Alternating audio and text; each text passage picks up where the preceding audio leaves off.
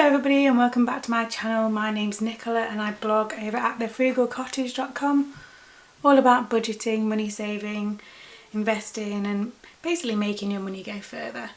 I thought I'd do a slightly different video today because it's the 1st of December. I thought I would do a December aims video for you. So I set myself monthly aims to keep myself on track. And there are two types that I set myself. I set myself like some financial goals, and then I set myself some kind of personal goals. Now obviously December is going to be really busy. We've got lots of family birthdays in December. There's Christmas in there. There's lots of things to kind of fit in between. It just seems like it's a really busy month, and I'm sure that's the same for everybody. But I really enjoy this time of year. It's like my favourite time of year. So I'll write these down. So December aims.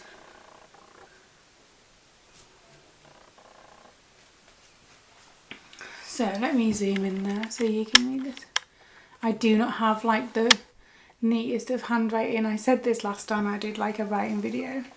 What's my camera? Is my camera going to focus?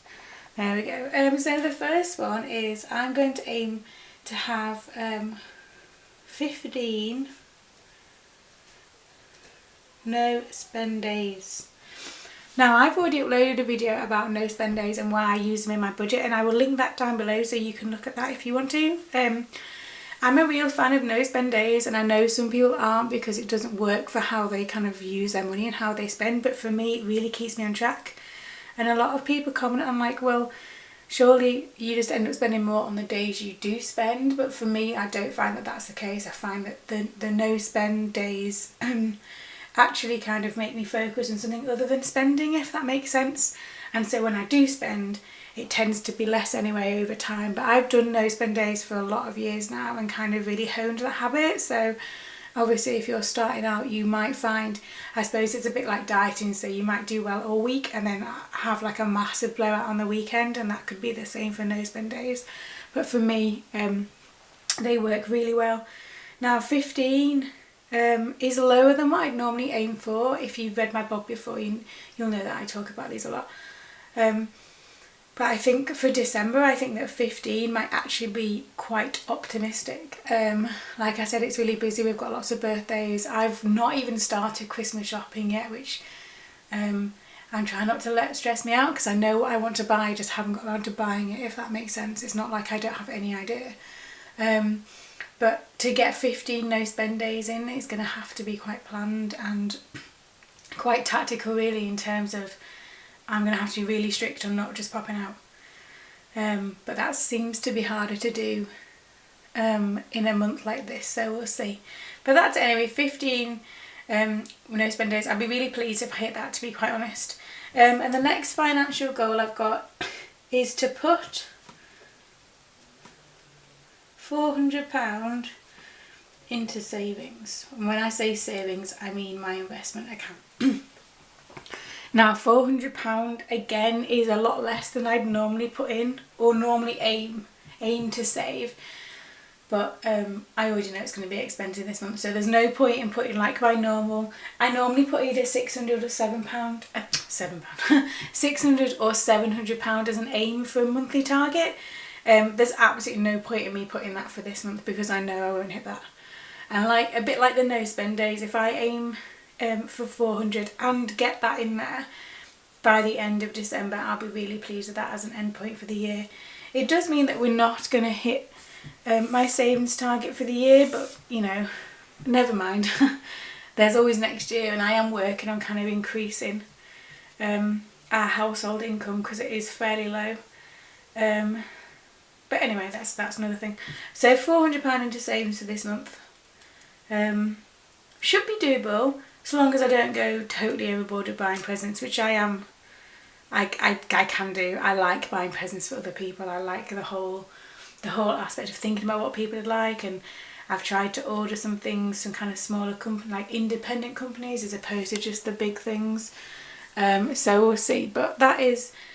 That's my savings aim for this month. And then the final aim, I normally have an overpayment, so a mortgage overpayment aim on this. in my monthly aims, but as we've already hit our 2019 target for that, I haven't included one in December, which feels a bit odd. It feels a bit odd to not have that in there. For previous months that target has been £185 as a mortgage overpayment, but it's not on there this month, which probably will help me, which is a good thing. So the final one that I've got, and this is a personal aim rather than a financial aim, and normally I have kind of 3 of these, but it's just one for this month, and it's really simple, is don't get too stressed. Oh, told you my writing is not good. So and that seems really vague, and as someone who really enjoys this time of year, like autumn, winter are my favourites.